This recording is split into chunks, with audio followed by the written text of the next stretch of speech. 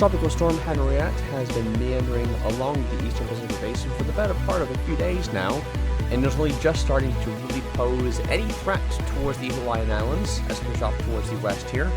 A very sheared or a very one-sided tropical storm at this point, mainly due to the cold waters that is underneath right now, the storm.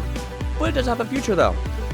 But right now it's got winds of 50 miles per hour at pressure 1,005 millibars, moving basically due west at 60 miles per hour.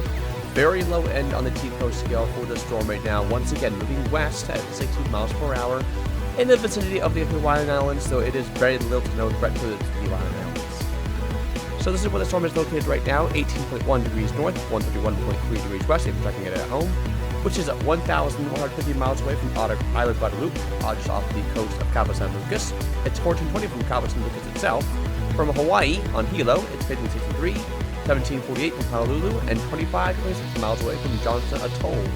Remains to be seen if this storm will cross the international date line. It might, but it will be past day 5 at this point. So we got some time to go for it to reach there. It's a very small storm as far as Eastern Pacific storms go, 60 nautical miles maximum for the winds, primarily on the northern side of the Circulation right now. And also, thankfully, no watches or warnings are posted out of the current, given that it is basically far away from any land areas. You know, the nearest landmass from the storm is over 1,000 miles away. So we're not really going to be seeing any sort of watches or warnings at any point during Henriette's lifespan, to be honest with you, as it will simply pass towards the north of the Hawaiian Islands. So what little threat that there is from Henriette probably at the moment is mainly rip currents, maybe in a very isolated threat. A rip current or two cannot be ruled out along the Hawaiian coastlines. So if you are visiting Hawaiian beaches, be sure to know the signs of rip currents and stay up to date with latest current statements in the Hawaiian Islands for any beachy areas that are in the region. You know, we've seen these kind of fatalities with these kind of storms, especially in the Atlantic on the U.S. coastline, with hurricanes thousands upon thousands of miles offshore. So these kind of stuff can happen where you can get recurrent fatalities thousands of miles away from the tropical cyclone. So they do pose a threat, even though that the storm is just not in the vicinity of your coastline, talking that the threat is not over. So here's what the latest track forecast looks like right now, 50 miles per hour at current. Hard to say how long it's going to maintain its intensity. Maybe a little bit of weakening in the next 24 hours, then sort of maintaining its intensity. But once you get past day 3, maybe you start to get a little bit of an uptick of the intensity here. You can see there's the Hawaiian Islands. And personally, I do expect that by day 5, a hurricane is probably going to be the scenario out of Henriette as it does get into more favorable conditions. We'll have to wait and see on that hurricane at that day 5 point. You can see on the cone here. Day 5 point at 8 a.m. on Monday, Hawaiian Standard Time, forecasting a peak of 70 miles per hour. Although I do think that there is probably some wiggle room because a hurricane might be possible there by day 5. And remains to be seen. Maybe it goes off towards the northwest, maybe it goes off towards maybe the west, or maybe it goes straight north and remains in the Central Pacific. We'll have to wait and see on that. But that's all past day 5. You know, there's a lot of model solutions on in terms of track. You know, you got some model runs that take it off towards Japan, some model runs take it off towards the north. We'll have to wait and see on that, but that's past day 5 once again. So the intensity we're looking at right now for the storm, generally in agreement of around 50 miles per hour. We had an ASCAP pass about 6 hours ago as of narration that did get 41 knot winds accurately. But the ASCAP tool tends to underestimate about 5 knots or so. So add 5 knots to that until you get 45 knots. So 45 knots is a solid estimate for the storm right now. The WS33 model run plot here, you can see Henriette maintaining its tropical storm intensity over the next few days. But as we get into day 5 here, north of the Hawaiian Islands, maybe it becomes a hurricane a little bit. And there you can see it maybe moving off towards the northwest here, solid northwest movement. Does it enter the Western Pacific? We'll have to wait and see on that. Once again, you know, that's past day 5. Thankfully, not going to be any sort of land threat for this storm over the next few days. You can see it is very far away from any land areas.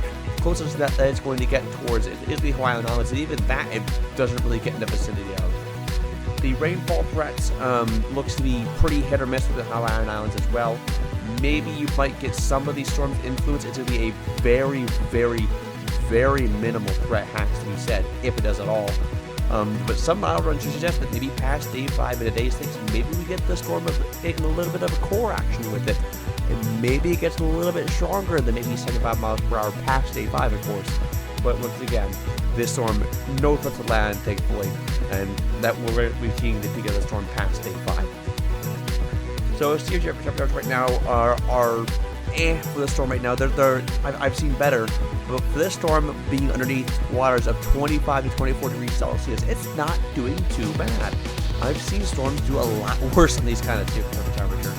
So as long as it continues to ride this boundary of these warmer waters, it's going to continue to maintain its intensity. But as you can see, that as a little cliff, or that little valley, I guess you could call it, of lower water that's going to be tracking towards, and that's going to promote a little bit of weakening, I think, in the next 24 hours.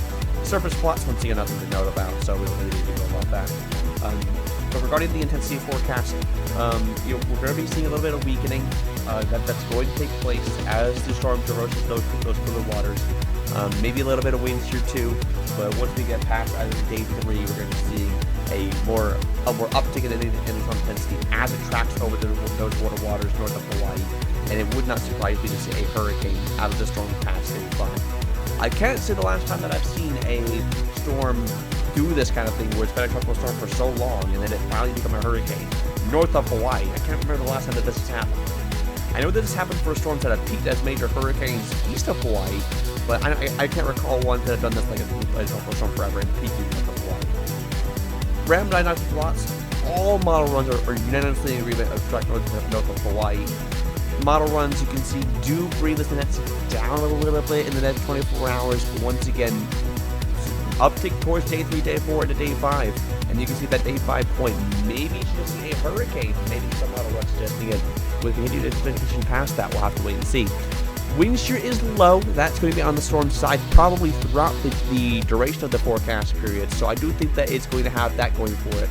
But those cooler waters, once again, you can see the waters are going to get a little bit colder here over the next 24 hours.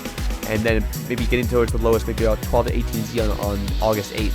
And then they start to rebound a little bit, 26, 27 degrees Celsius, maybe even a little bit warmer. Those water temperatures northwest of Hawaii are pretty warm, and that's going to support additional development of Henriette as it moves over those warmer waters. So, having a look at the satellite imagery side of things, you can see it's got a thunderstorm, or a complex of thunderstorms off towards the west-northwest circulation. That's mainly where the strongest winds are. That's mainly where you're going to be seeing those 50-mile-per-hour winds. It's not a huge system as far as the Eastern Pacific goes. Of course, its influence as its center of circulation, you can see, is quite large. But the main complex of thunderstorms and wind and rain, and what we're talking about with the storm, is going to be mainly in those thunderstorms off towards the northwest Atlantic circulation over open waters. So, this isn't really going to be any land threat, as I've been saying. This is going to be remaining far away from any land areas. Maybe some isolated rainfall threat towards the Hawaiian Islands as associated with Henriette, mainly due to its outer bands. We'll have to wait and see on that. Any rainfall threat for the Hawaiian Islands is going to be very minimal, I think, and isn't really going to be resulting in too bad of an impact for this storm.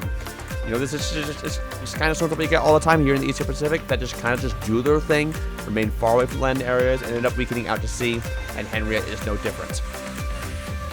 Very interesting to see, though, a storm that is going to peak towards the northwest of Hawaii. Once again, as I alluded to a few minutes ago, I can't remember the last time that's happened. We've had a few major hurricanes peak east of Hawaii, and they become a hurricane again towards the northwest of Hawaii.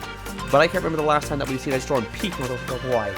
Maybe one to take note of for this season. The Eastern Pacific so far has had a lot of records. Why don't we add one more?